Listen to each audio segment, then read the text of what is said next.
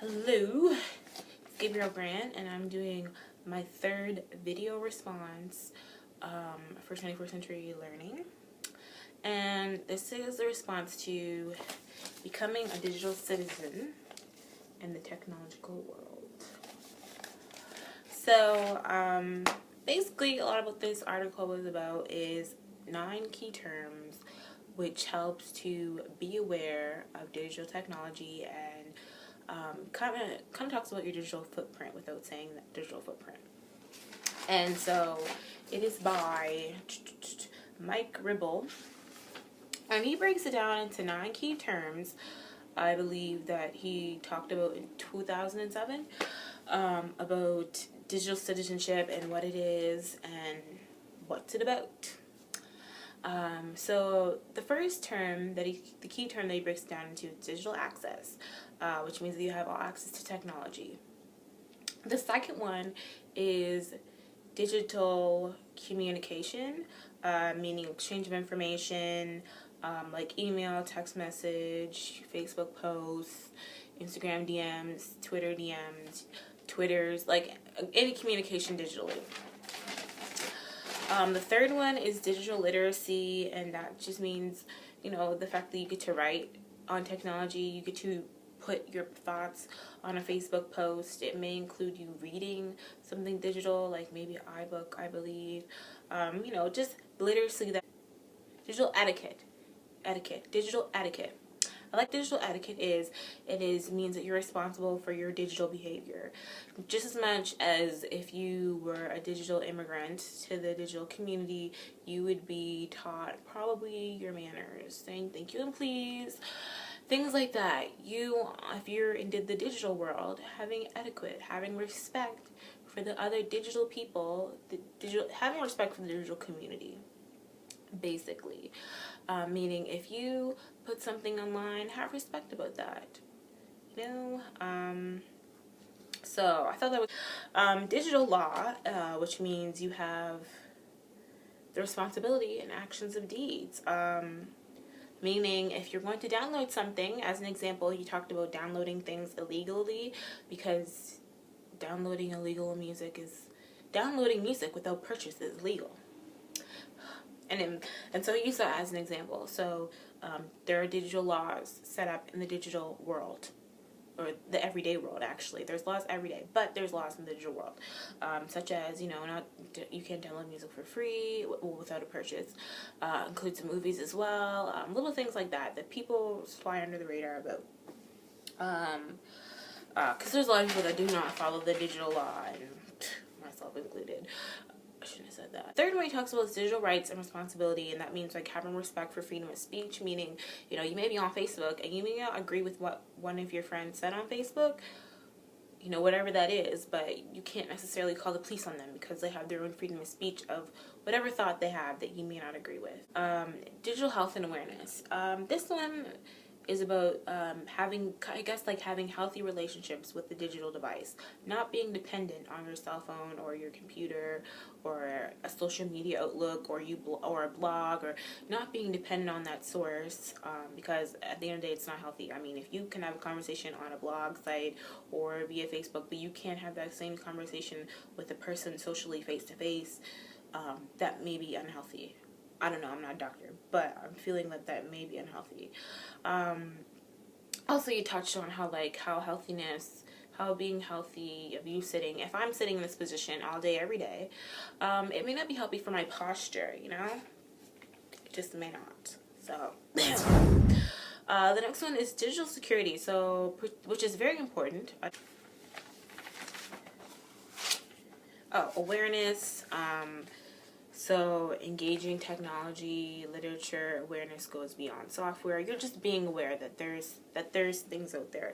The second one is guided practice. So what he's talking about in the reflection model of digital citizenship is, we talked about the 9 keys. Now we're going to talk about how we can better it.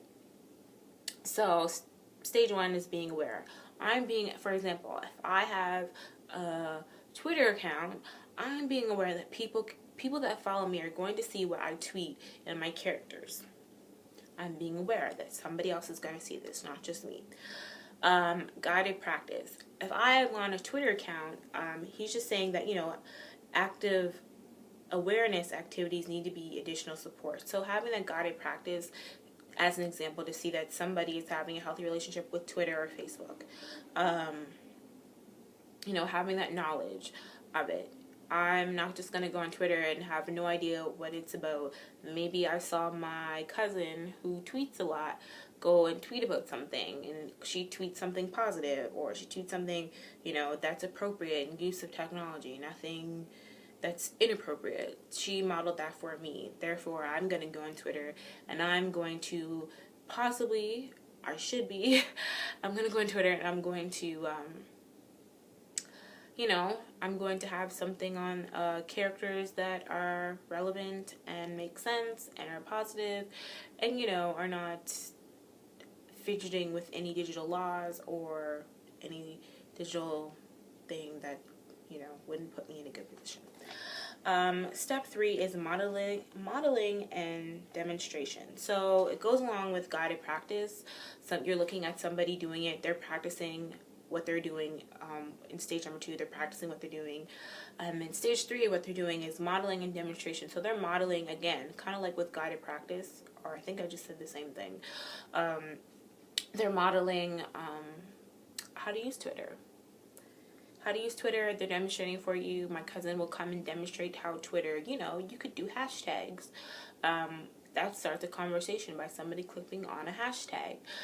Things like that. Or, I'm just using Twitter as an example because I feel like it's something that people know about even if they don't have a Twitter account. Maybe for my generation.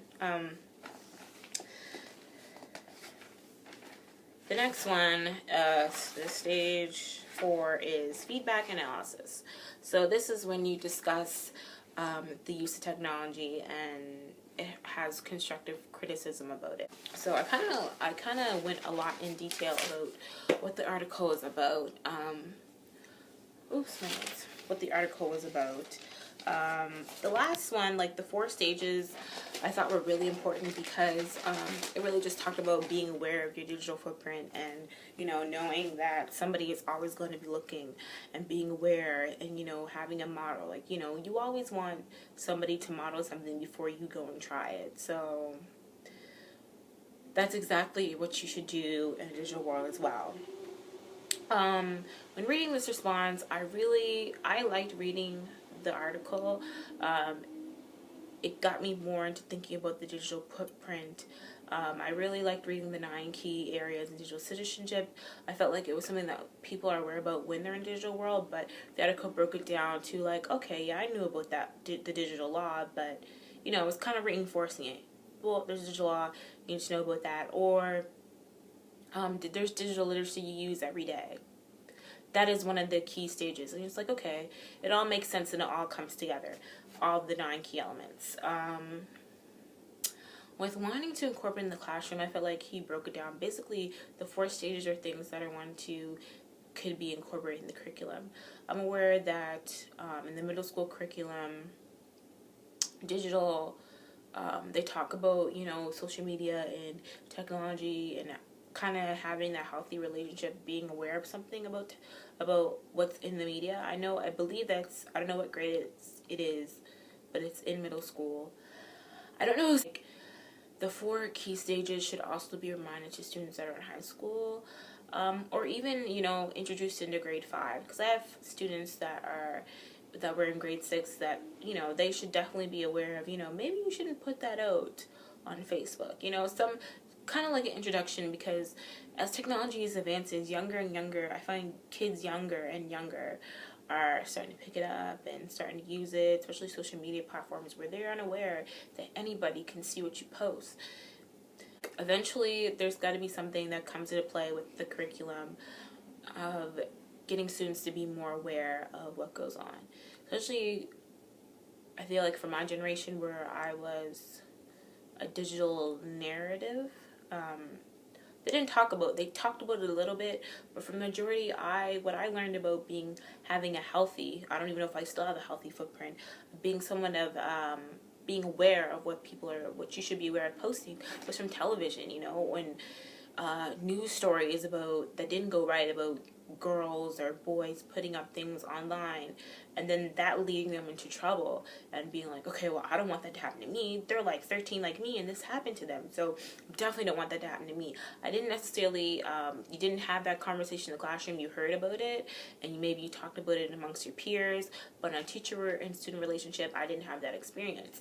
But I learned about it from like outside inputs, like shows like Degrassi and television and the news. Like you hear about it in everyday life. So, but, you know, and you kind of assume, okay, maybe I shouldn't put that out there because if I do, somebody may see that. But, you know, you don't kind of hear the reasons why behind it. Like, okay, if I put that out there, I don't even think that's legal because some kids wouldn't know. I mean, how many kids know about the digital law? There could be a 10-year-old out there downloading a bunch of illegal music. Questions in science games. I really like the 4 stages, and just like I said again,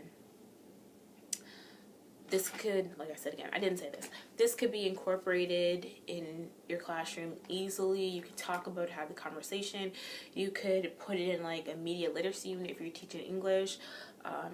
You know, you could just go over, you could have like a reminder, you know, in your classroom about, you know, about the 4 stages. When you're online, think about this, this, and this. And I think they do have that in most classrooms, you know, before you tweet, think about this. Because I've seen that in classrooms in my practicum where they say before you tweet, before you Instagram, or before you Tumblr, you know, think about this. So it's definitely there, and I'm happy it is.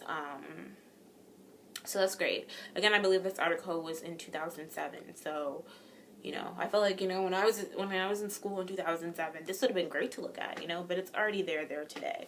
Not in every classroom, but I know it's there. I don't have any unanswered questions because I felt like this article, I don't have any unanswered pinpoint questions because about this article made me want to research more. I want to know more about how I can have a healthy digital footprint. So I feel like this article overall was good, and you know, it made me think of how I could incorporate something like this into my classroom. Not necessarily like the reading itself, but like little tips that I could have in my classroom, like daily reminders of the 4 stages of awareness, or, you know, you could have a conversation with some kids about the 9 key terms of digital